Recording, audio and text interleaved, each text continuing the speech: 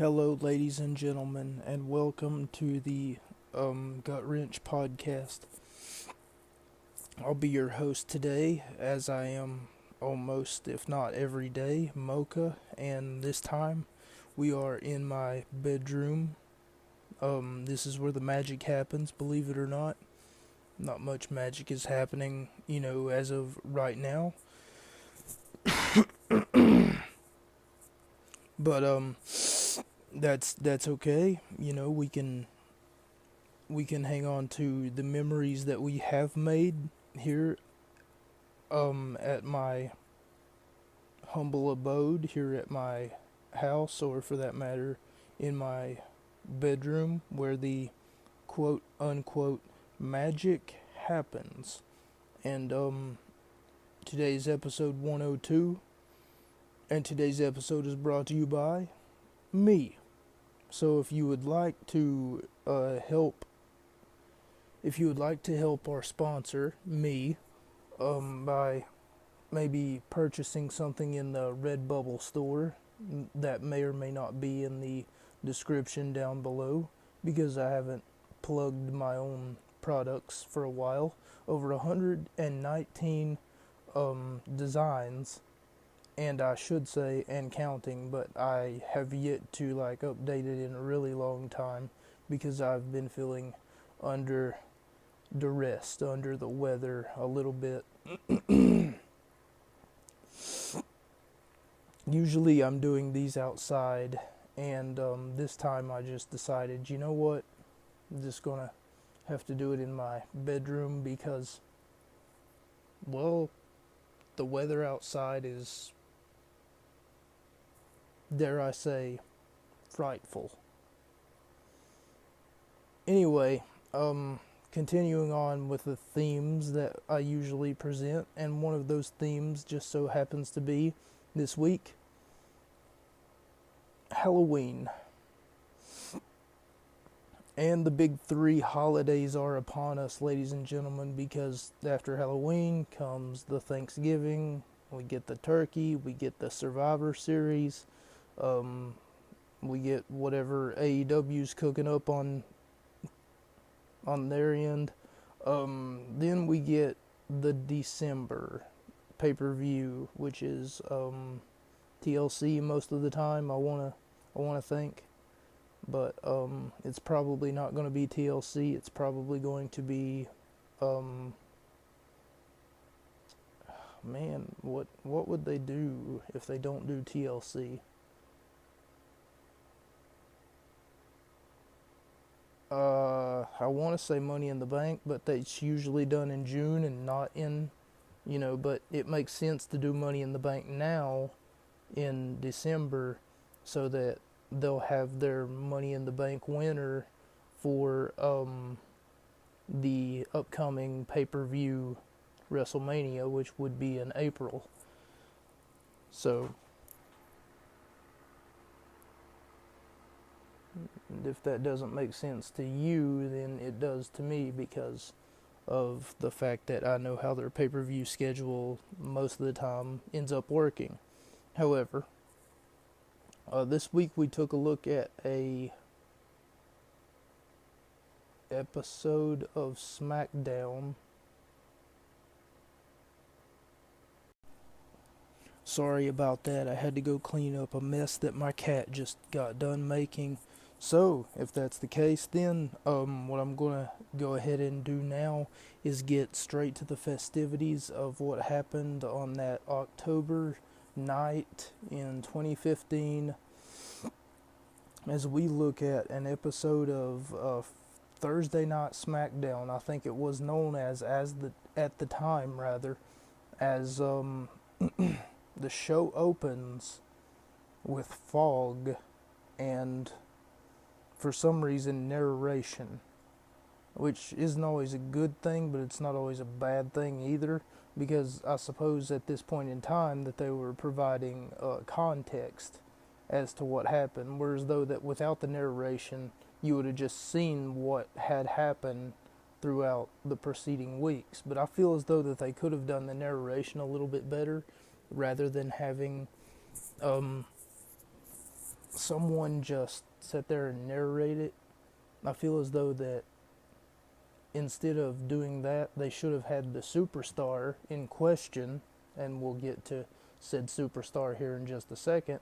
Um, they should have had the superstar in question narrate it, as though that they were giving some sort of, I want to say eulogy, or for that matter, sort of like this. They thought that they were invincible, but one by one, they fell to my knees. Sort of like that, seeing as though that it is Halloween 2015, and at the time, that's what I was assuming that they were going for.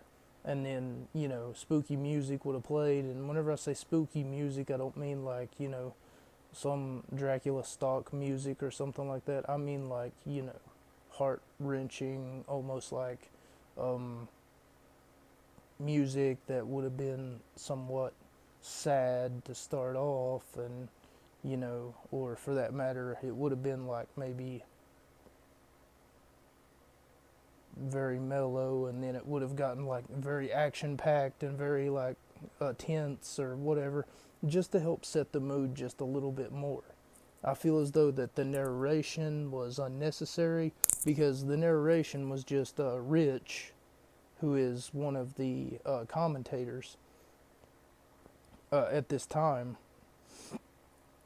and the narration was just him talking about some nonsense. He was talking about how the Undertaker was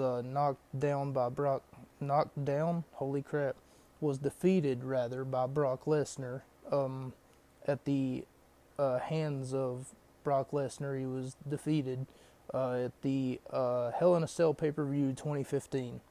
And if that's the case, then not only did Lesnar beat him, but also Wyatt family came in and they picked up the pieces. But I feel as though that while they were showing highlights of this, instead of having Rich, don't know his last name, I'm so sorry, but anyway, instead of having Rich sort of sit there and explain what we were seeing, I feel as though that this would have been an opportune time for Bray Wyatt to come in and then just basically like give his piece, and for that matter turn it into like a highlights package for Bray Wyatt, the Wyatt family, them just basically talking about what it is that they needed from the Undertaker, why they did what they did, because Bray Wyatt can somewhat be seen, believe it or not, as Charlie Manson. I mean, you look at that man, and when he was alive, rather, and that's exactly who he would remind you of, a cult leader of some sort, a propaganda-hungry man of some sort. Rest in peace, Wyndham Rotunda, the man behind the mask of Bray Wyatt. But anyway, what I mean to say is that Bray Wyatt,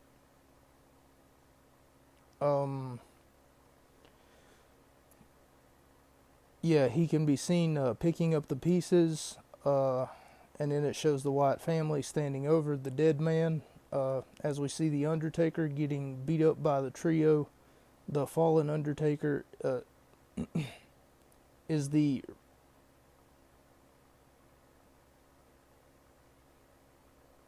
the fallen Undertaker is the resurrection of Bray Wyatt. Then Kane comes down to defend his brother. According to Bray Wyatt, Kane and the Undertaker lost their souls to him because he defeated both men and carried them away 24 hours away from each other, being beat. Beating the Undertaker on Sunday, then beating Kane on Monday. Now, whenever I say beating, I don't mean like in a wrestling match. I just mean like a severe beating. I've touched on this point before, but I don't mind saying it again. No one wants to see their heroes that they've grown up with, that they've grown up watching. No one wants to see their heroes die, especially their legacy. the legacy of their heroes that they love and that they watched growing up with them. Bray Wyatt shows up. So to open the show, they have Bray Wyatt, and he's in a rocking chair. Beside of him, flanked by him, is Luke Harper, Eric Rowan, and the big Braun Strowman. And they're right behind him as Bray Wyatt, sort of in a rocking chair of some sort, and he's in this dark, decrepit, smoky fucking room. Bray opens the show with the Undertaker's hat, much like CM Punk used to carry Undertaker's urn, almost to mock him. And Bray Wyatt's first words is practically, "I own the soul of Kane and the soul of the Undertaker." Bray Wyatt makes a challenge for any three souls upon doing so, Eric Rowan gives some background on him that nobody really asked for, and how he was, quote, never allowed to dress up for Halloween on Trick or Treat. He was never allowed to dress up for Trick or Treat because he was told it was too sinful. Luke Harper says they're a family, and these aren't costumes that they wear. Then Wyatt further mocks the people who grew up watching Kane and the Undertaker by showing off another prize, Kane's mask. Roman Reigns comes down to a pop. I feel like it could have been louder, because earlier, like before Reigns came out, Wyatt opened the show.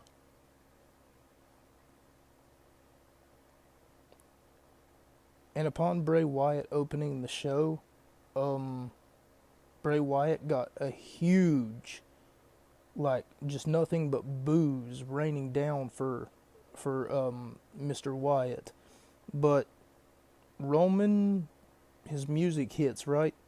And there's like almost silence, and then there's a cheer, almost like an uproar of nothing but cheers. He got a small pop, and then afterwards it got a little bit louder, and then after that it sort of stagnated a little bit. But no one's booing him that I can hear. But I feel like that the cheer could have been louder. The amount of people in the building, like it doesn't correspond with the amount of people in the building, especially if they're sold out like they said that they were earlier. Oh my god.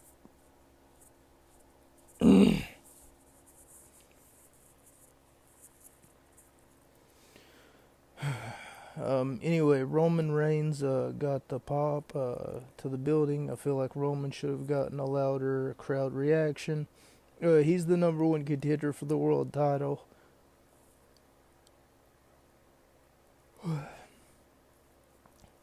He's the number one contender for the WWE Championship, rather. I shouldn't have put world title here. But, it's the same difference, I suppose. But he's the number one contender, is Roman Reigns, for the WWE Championship. And Roman,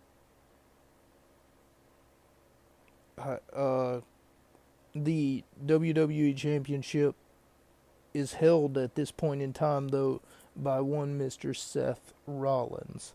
Now, it's interesting to see this dynamic, seeing as though that Roman, at this point in his career, is going on a tear of practically the longest reigning WWE champion in like a really, really long time.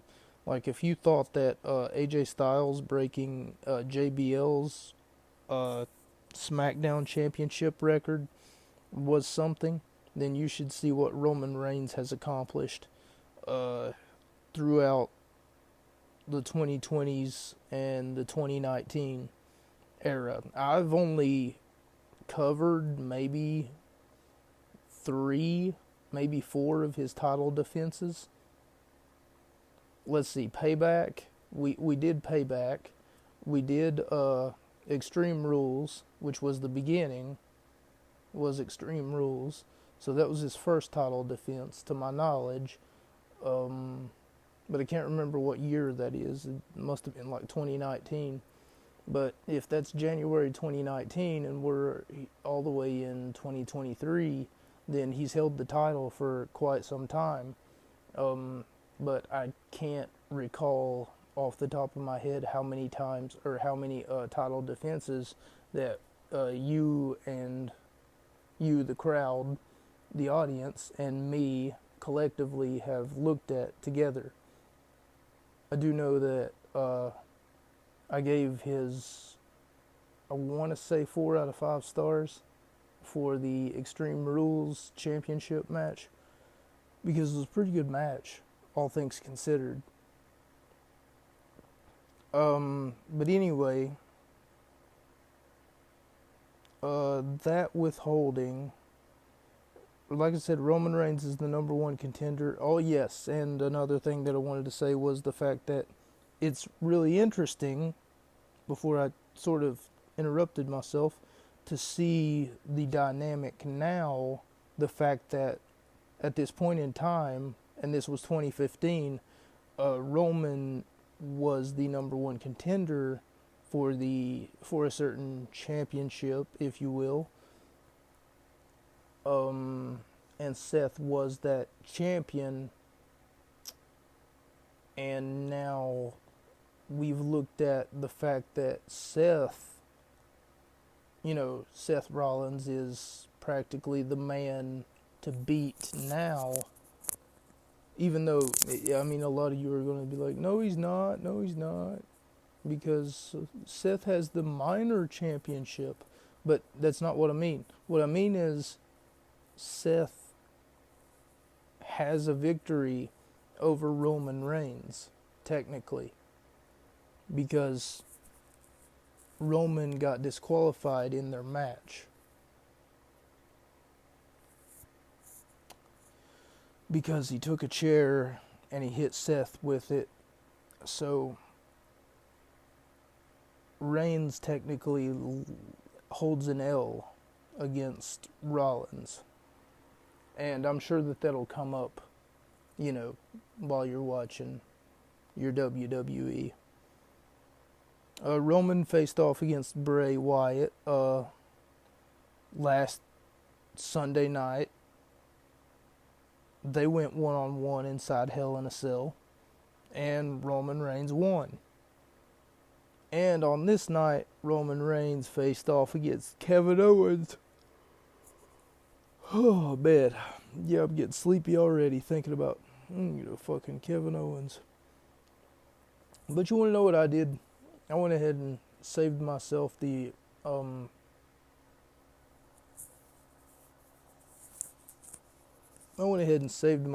energy, and I just went ahead and, seeing as though that I didn't watch this one, I gave it a 1 out of 5 stars. But a few things that I could tell right from the get-go. The first contest was not worth watching when Kevin Owens faced off against Roman Reigns. Owens at the time was the IC champion, and he couldn't have been a bigger disgrace if he tried. This match was 12 to 15 minutes in length. How do I know that? If I didn't watch it? Well, you see, whenever I was moving the little timer thing, the little, the progress bar that shows you, like, hey, you're 20 minutes into a movie or whatever, whenever I was moving it, and then I moved it, and then I moved it until I got to, like, the end, that's how I knew. So, if it's around 1 hour and 22 minutes, and it stopped after 2 promos, including the Wyatt family promo, the Kevin Owens promo, and the Roman Reigns promo. So 3 promos, not even 2. But, and it was around 9 minutes in, plus 12, for that match. And it was around 30 minutes before this match was over, or 25 minutes rather. So, with that being said,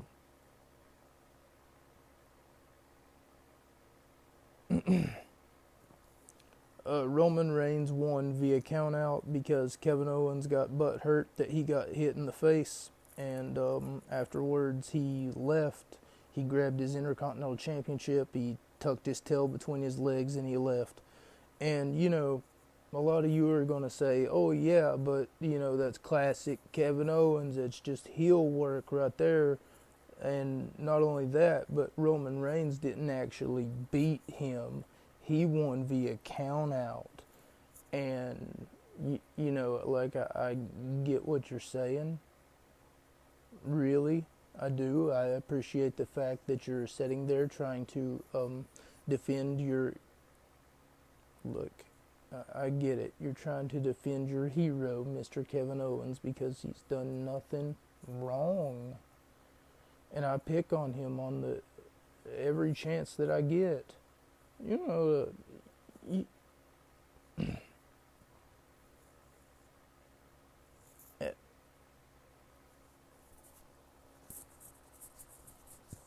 I can't, I can't do this, you know, because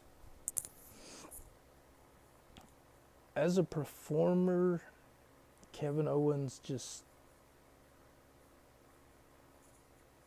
he's like Homer Simpson, you know, it seems like he does nothing but sit around and eat donuts. He might even be a donut himself, you know. Oh my God, I just can't. You know, he's not impressive. He's not entertaining. He's not funny. He's not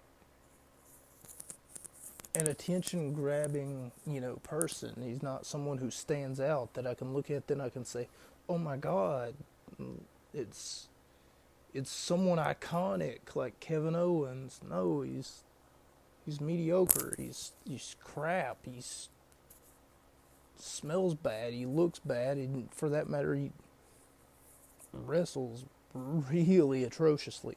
You know, there's a reason that WWE picked, and I know this is going to rub a lot of you guys the wrong way, but I'm just saying it because it's going to rub you the wrong way. There's a reason why WWE picked Dean Ambrose to do the second movie, the second 12 rounds movie.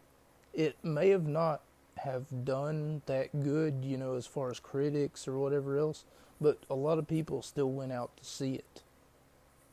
Because, let's face it, Dean Ambrose has a lot more fans than Kevin Owens. If you were to even consider, how do I say this?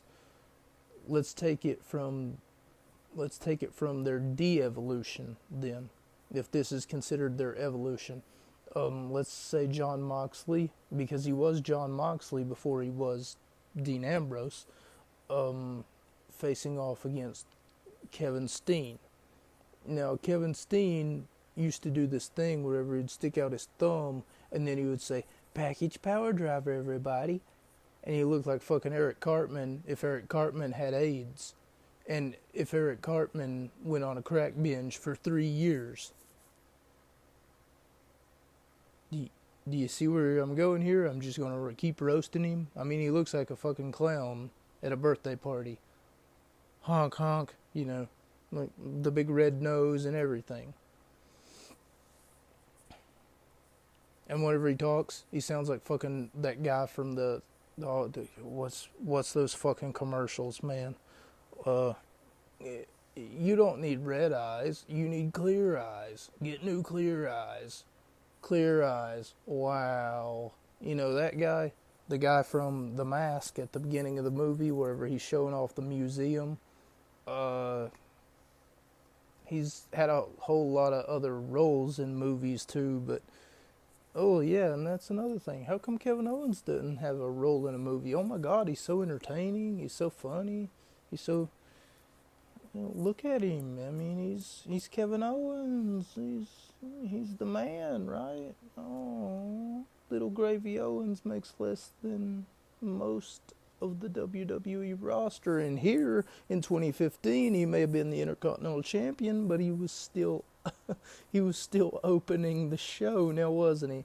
Now, true success is measured by the fact that you're lower on the card. Do you want to know what that means? No, a lot of you were wondering, why did I just compare him to Dean Ambrose? It's because Dean Ambrose gets shit on a lot. Dean Ambrose gets told, oh, I don't like Dean Ambrose. Oh, he's not even funny. He's fucking a goofball. It's what I call Dean Ambrose. Take a look in the mirror at Kevy Owie. And Dean Ambrose was, well, the former Dean Ambrose, Jon Moxley. This year, the ratings for the top 500 professional wrestlers in the world came out. And Ambrose was, well, the former Dean Ambrose, Jon Moxley today, he was ranked second. And the first person, number one, ranked number one, was not Kevin Owens. Can you guess who it was? Roman Reigns. Anyway, I'm going to go ahead and just chalk that up to bad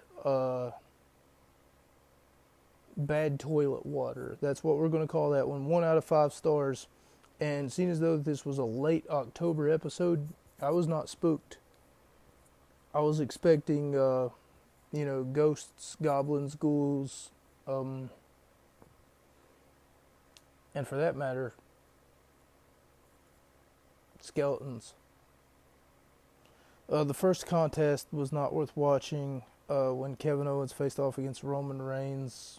Okay, so I already talked about that. Renee interview spot where she interviews Dean Ambrose, the future Jon Moxley.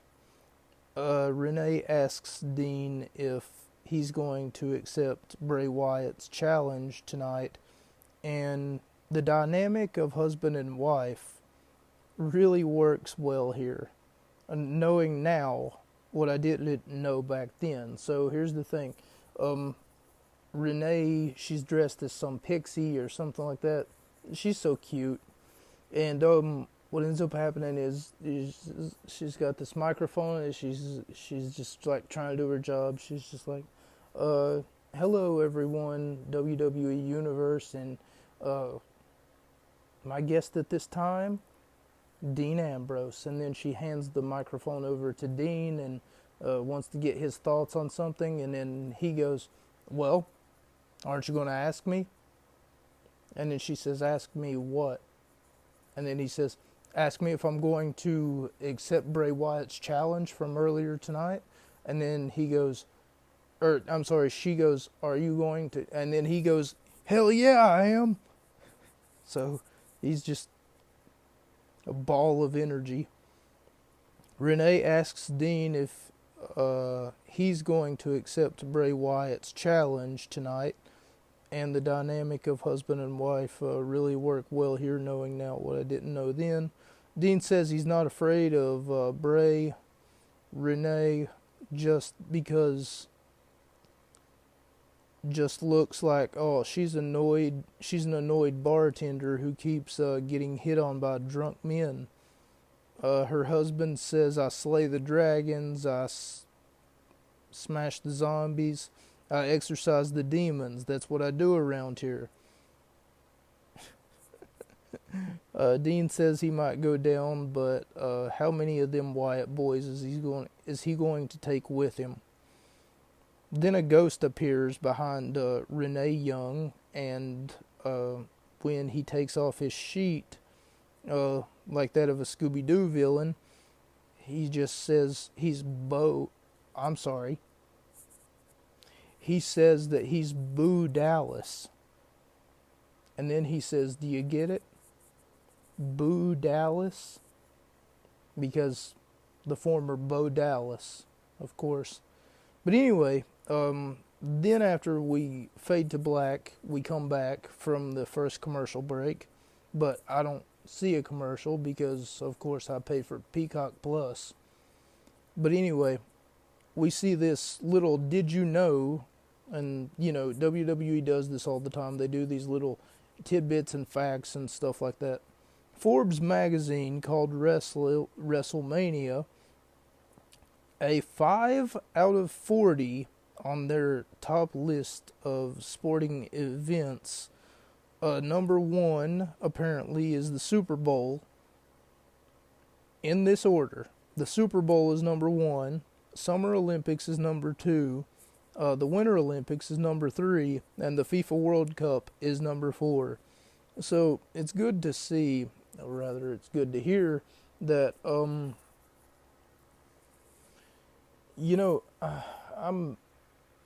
pretty mad about that, just because I'm sort of like a wrestling fanatic, and at the time I was racking my brain trying to figure out what the fuck Forbes magazine has to do with wrestling, or for that matter, what do they know about a wrestling event? WrestleMania isn't just, WrestleMania. It's a whole experience. Once you buy your WrestleMania tickets, I'm pretty sure you also get access to WrestleMania Access, which is, the week or the 2 week or the 3 week long event that happens before WrestleMania, which is like you come in and you get to ask your favorite superstars questions, and you get to interview them, basically. You get to talk to them. You get to let them know how you feel, or for that matter, record a TikTok with them. You get to do like immensely other things other than just, hey, are you going to WrestleMania this week? Super Bowl doesn't have anything like that, and yet people want to, you can't interact with Dascott, holy crap, Prescott, or, I don't even know who these fucking people are. Oh my God, wow, I just blanked out. I don't know any football players at all. Like, not even like Peyton Manning, or like, you can't interact with like Peyton Manning. Sure, let's go with that one. Or I keep wanting to call him Prescott Dascott or whatever. Prescott, I think is his name. No, it can't be right. Brock Lesnar, Jason Ryback. These are, once again, guys who used to work for, the Vikings, the Minnesota Vikings, I think. But, that's stupid for Forbes magazine to call WrestleMania the fifth most, I guess, top sporting event. They don't know anything about wrestling. What are they doing putting this? And I love how they just fucking cover this list of 40 fucking top sporting events with just, the Summer Olympics. Well, what about the Winter Olympics? Oh, what about the Autumn Olympics? What about the Japanese Olympics? Yeah, whatever, buddy. Sure. Just fucking write your article and get on with your life. Because you obviously don't know anything about professional wrestling. And you damn sure don't know anything about professional wrestling.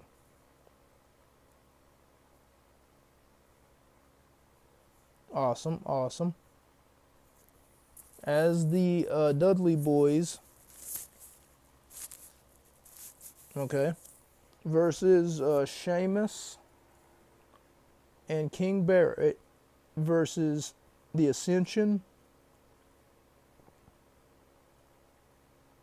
versus the Lucha House Party. And before the match begins, the New Day's music hits as the New Day, or the tag team champions, at this time come out to watch the festivities. The New Day come out to ask the 4 teams in the ring Why don't they believe in magic? Making fun of the fact that they're not even dressed up for Halloween. They must have missed the email. They must have missed the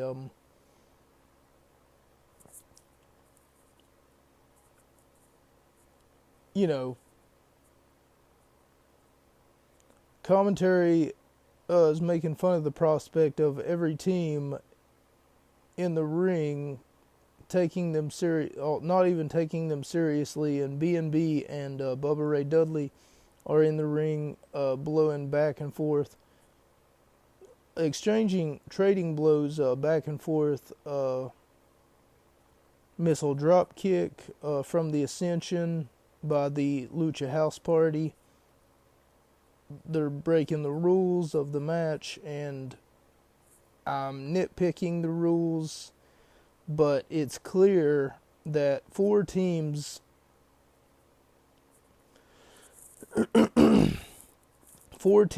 one individual representing one team at a time, with two teams being represented at a time. So for those of you who aren't sure what it is that I'm talking about, this match is a four corners match, which is very hard to understand because over the preceding years in professional wrestling history, we've had many different incarnations of four corners matches, but I'll go ahead and give you the synopsis of what this one is, rather than explaining, oh, well, the first four corners match was, and then we had the strap match, and then we had the because that would take far too long, and I realized that I'm almost 30, or probably even 40 minutes in, and not even getting to the second contest. Individuals representing one team at a time, with two teams being represented at a time. Now that means that one individual is in the ring, and then another individual is in the ring representing one of the three opposing teams. Now at any point in time, and I mean this, at any point in time, if you are tagged in by either your own tag team partner or the opposing tag team partner, you have to leave the ring, and for that matter, the other, whoever tagged, is now the legal person in the ring. The babyfaces teams are in the ring all at the same time, rather than being in the ring with one person representing, as I previously mentioned. Kofi and Big E are telling commentary to shut up and take their headsets off, keep their mouths closed, practically just telling commentary that they're not doing their job very well, and that they'll take over from there. B&B punching Kalisto, B&B getting tagged to Sheamus, and in doing so, Kofi on commentary calls him the pasty one. That's racism, especially coming from Kofi. Not to point this out, but Kofi is very dark. He's a very black man, and to call Sheamus the pasty one would mean that he's being racist toward white people. So yes, that's racism. The Ascension get the tag off Sheamus and get in the ring with a huge power. They put their opponents down with a great looking side slam with a leg. I don't know why it says leg or knee drop. Oh, okay, now I know why it says that. I thought that said something else. I thought it said leg or die. I don't know why. Leg or knee drop to the face of Kalisto, only to get a 2 count. Sin Cara getting the hot tag, getting the momentum swinging in his favor as Cara gets the tag and starts cleaning house in the ring, taking control of the match, taking out the Ascension and B&B and Sheamus off of the Rana. Cara only gets a 2 count.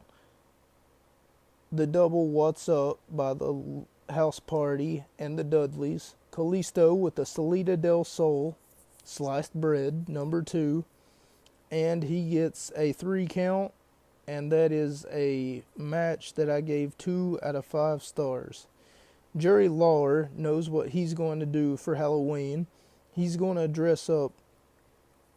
He's going to dress up in a white t-shirt, and he's going to hand out. Oh, okay. The white t-shirt, by the way, it's going to have the word life written on it, and he's going to hand out lemons. Dean Ambrose wants to know who Cesaro is dressed up as. And to me personally, guys, he looks like he's dressed up as Agent 47 from the Hitman movies or video games. I played as a child, but I could be remembering him wrong. Dean Ambrose also makes alliteration of the fact that he looks like Jason Statham. He says the transporter, which may or may not have been a movie that was running on the USA Network at the time of. So, you know, there's your cheap pop, Jason Statham. But I could be remembering him wrong. I only got to play the game for like 3 days. It got taken away from me by my cousin, David. I was told he was going to borrow it and 3 other games, but I never seen them again. The only game that I did see again was the that he allegedly, supposedly borrowed was Luigi's Mansion. And that was only because he told me he got bored with it.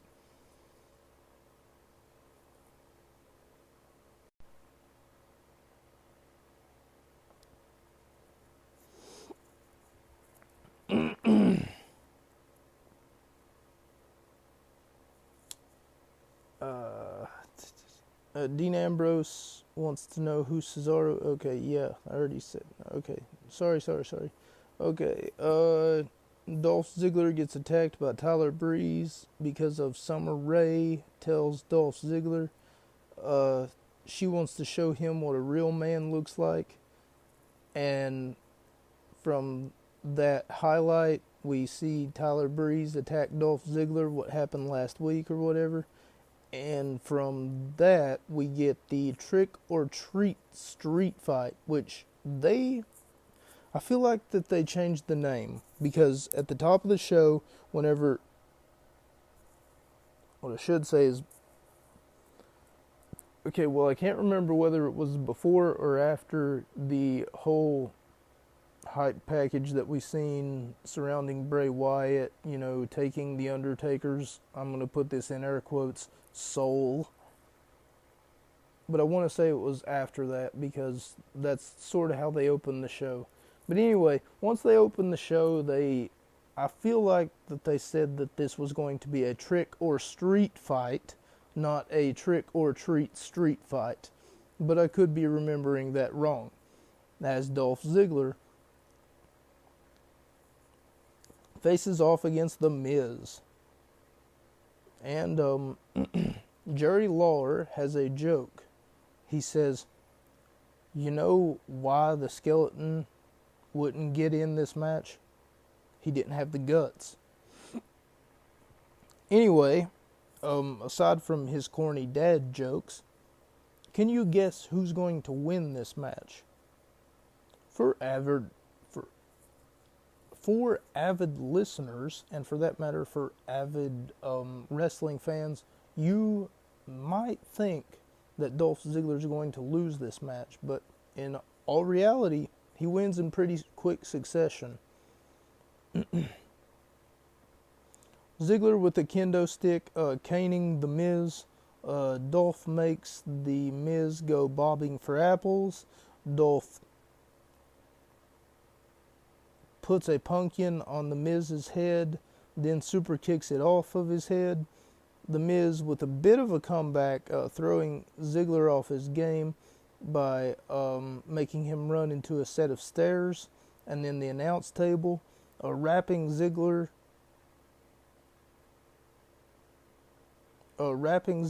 leg around the ring post. Ziggler counters a figure 4 lock attempt into a small package for a quick victory and a 3 count. Afterwards, Tyler Breeze shows up to take advantage of a hurt Dolph Ziggler, because Ziggler just had his leg rammed into a steel chair and a steel ring post. I don't know what kind of metal that they use on those damn chairs, but I can tell you one thing: it can't be aluminum. Tyler Breeze shows up and he's stalking Dolph Ziggler like a hurt animal. Ziggler's trying to make it out of the ring, but Tyler Breeze is having none of it. Breeze is just on him like he's a shark smelling blood in the water, like I said, like a hurt animal. And it is absolutely terrible. And one would think, where Ziggler was in a match with The Miz, and it's a street fight. Anything is legal in a street fight. So one would think that Breeze would want to attack Dolph Ziggler after the match. I'm sorry, not after, but during the match, so that he could get a few shots in or a few pokes in. But after the match is over, it's sort of like, that's uncalled for. And Ziggler just got done humiliating The Miz. He put a pumpkin on his head and he super kicked it off of him. He made him go bobbing for apples. Anyway, once that whole mess is covered up, cleaned up or whatever, they go ahead and they go to their next contest, which is Paige versus Natalya.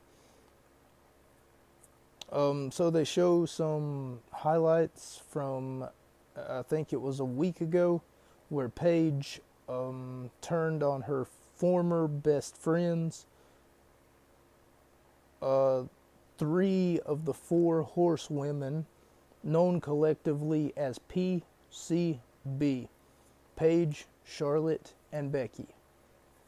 And of course the 4th horsewoman, of course, being Sasha Banks, but we'll hear from her in just a minute.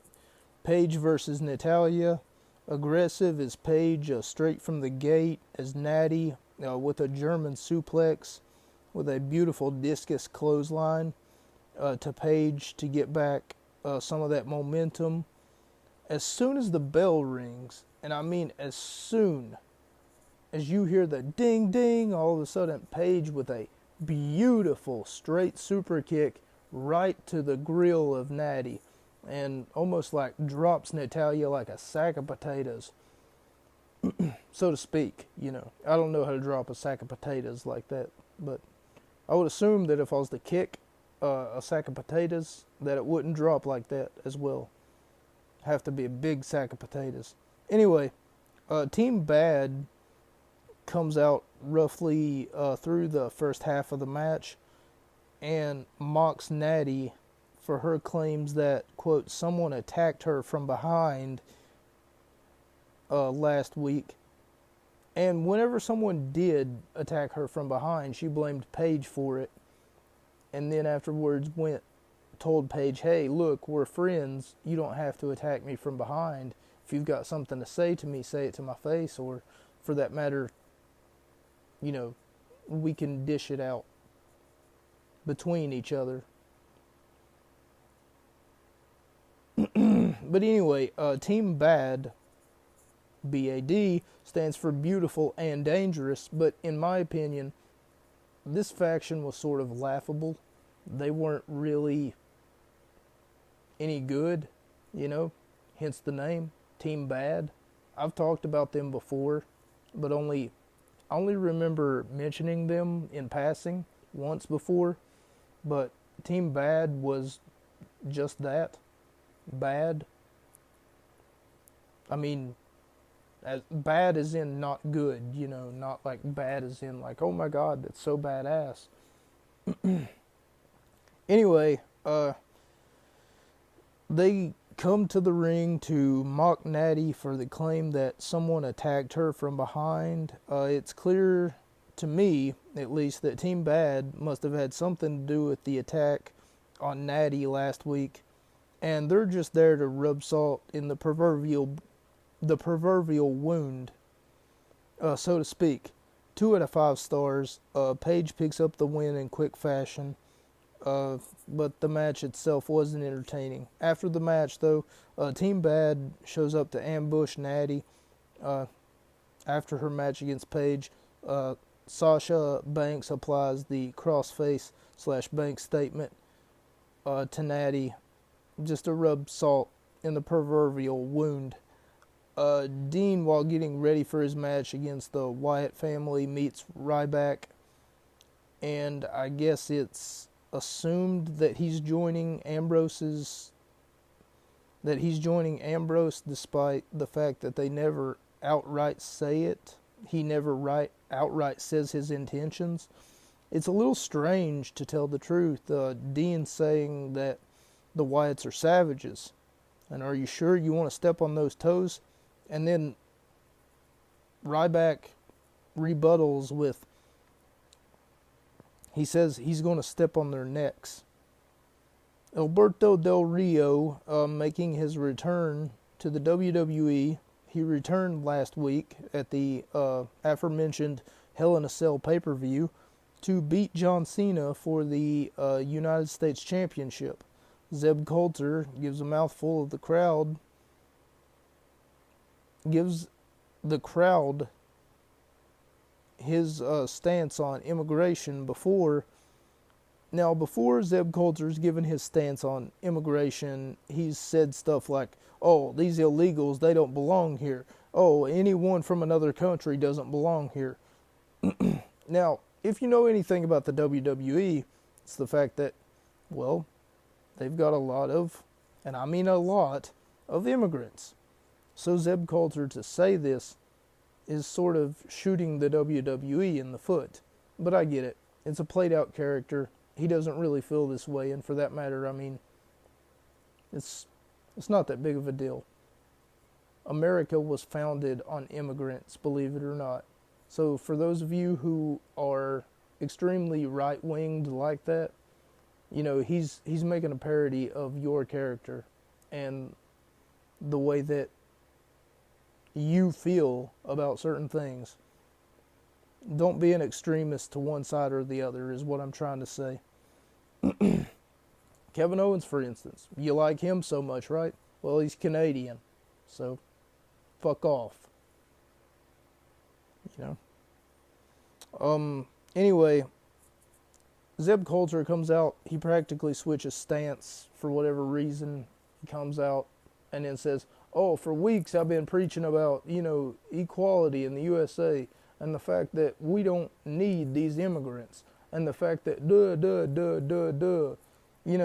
and then he says, well, here I'm going to lightly tweak those stance that I've been preaching about for 6 or 10 or 12 or 18 weeks. And he practically does. He says, there's one exception to the rule, and it's this man right here. Big booing going on at the crowd as soon as Coulter opens his mouth while Coulter is talking. R-Truth versus Alberto Del Rio.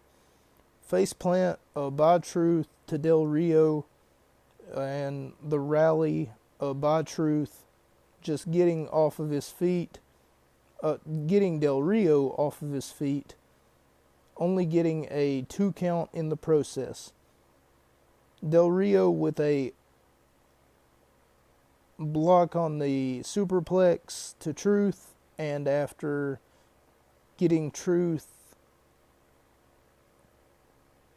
he sort of does a stomping move on him onto the ground, from the tree of woe position, I should say, and Del Rio picks up the win off the 3 count 2 out of 5 stars.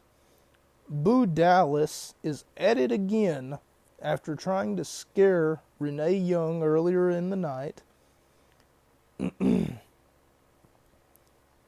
This time he hides in what seems to be a production truck or a laundry hamper, and he scares the bejesus, the ever-loving bejesus out of Mark Henry, and Henry is startled but still punches Boo Dallas to settle the score. Oh, okay, for the scare is what I should say. Dean Ambrose, Cesaro, and Ryback versus Eric Rowan, Luke Harper, and Braun Strowman. Before the match begins, I noticed a small inconsistency error by the announcer, who does most of the introductions already, has made a small mistake. They usually announce Ryback's hometown as Sin City, but she announced it as Las Vegas. Now, don't get me wrong, they are the same place, but it's just like, it's kind of like this. It's kind of like this. So, if I had a particular place in Death Valley that I was from, a particular suburb of Death Valley, and I wanted people to know, I would tell them what specifically, from Wayne County, Death Valley, or whatever.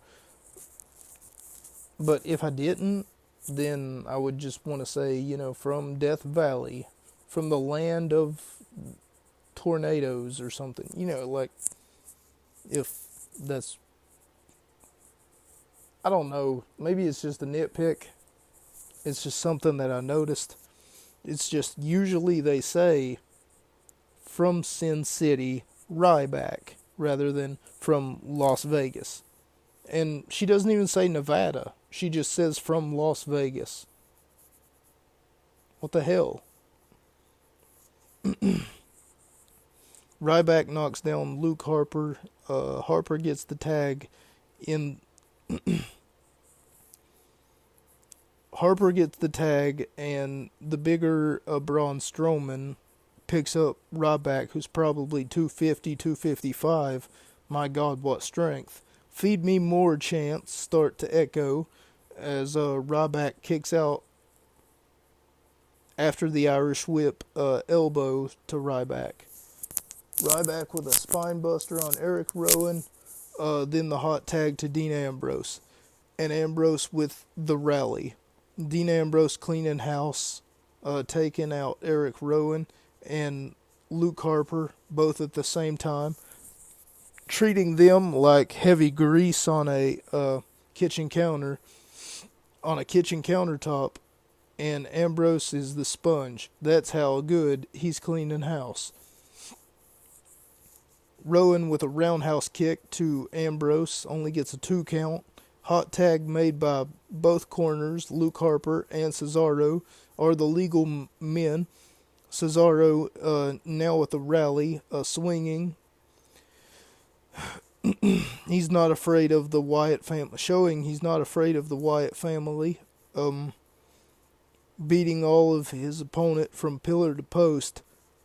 Really taking the ball for the ride. This was the point in which that Cesaro got outside the ring and he started hitting everything that moved with a fucking jumping uppercut.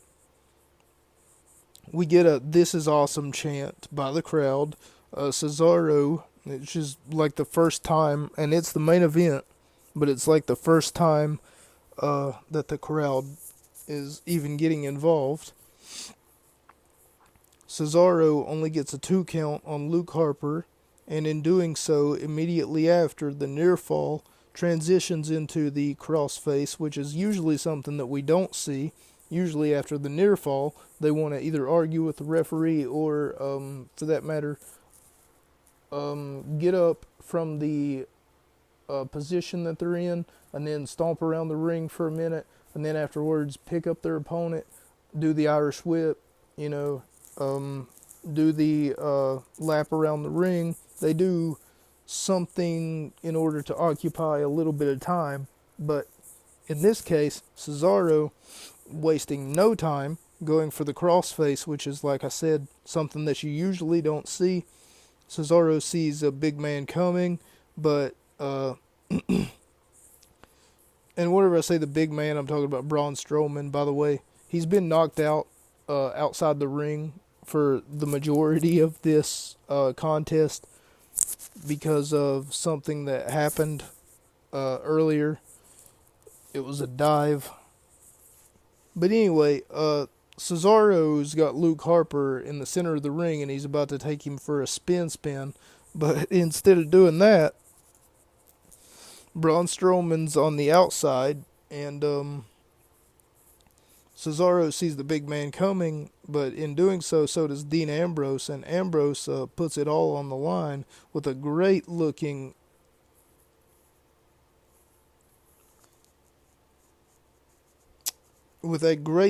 suicide dive. Ryback tackles Strowman over the announcer's table, and in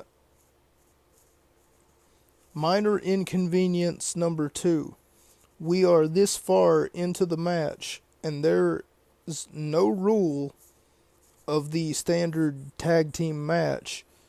Oh, okay, the standard tag team match rules, rather, even if it is a 3-way match, or a 6-man tag team.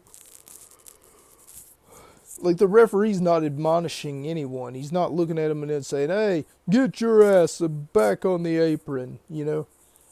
Instead of doing what referees should be doing, he's instead just being like, who cares?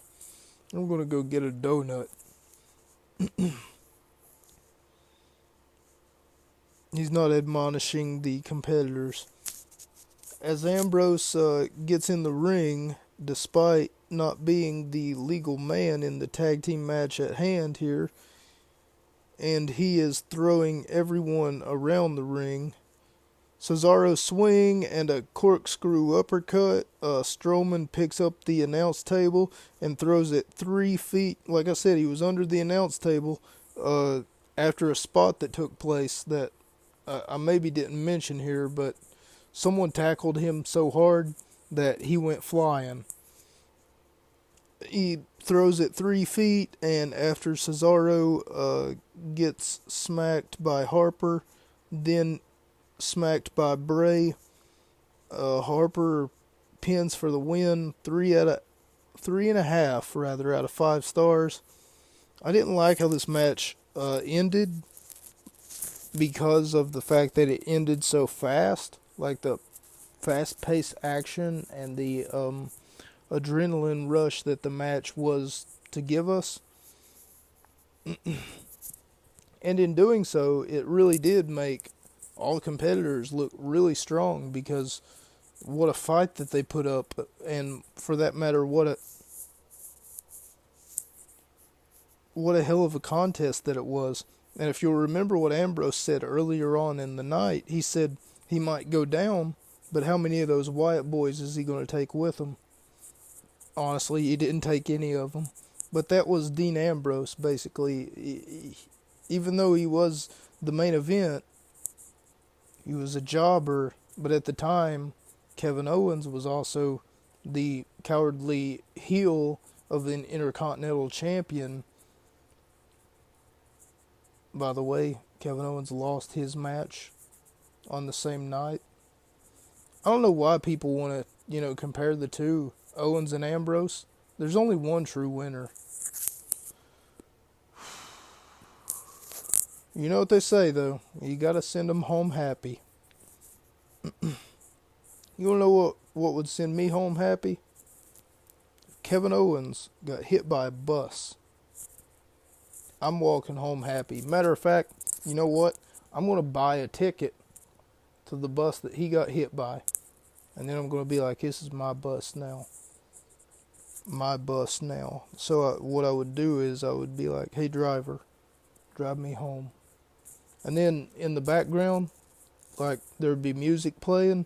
and the music playing would be "Take Me Home Tonight, I don't wanna let you go and see the light. Take me home tonight, this is where I just got rice cakes, be my little baby." You know that song? Everyone knows that song.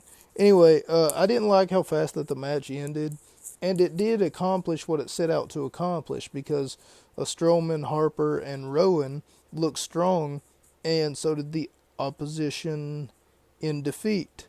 Look equally as strong, believe it or not.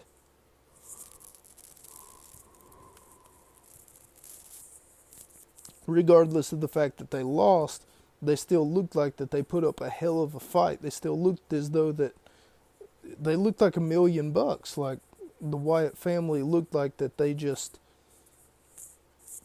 was there in time in order to stop it. Like I said before, Bray Wyatt reminds me of Charlie Manson. Just for the pure and simple fact that whenever he tells those three to do something, that's what they do. And all of the vignettes that I've seen of Bray Wyatt, and all of the fucking, hey, I live in a swamp and I'm a fucking, it almost seems like he was just some sort of a crackhead that lived in a swamp and, for that matter, ate bugs and, I want to say molested children, but no, I won't go that far. Had some sort of paranormal powers or something, just due to the pure and simple fucking editing that they fucking showed you all the time.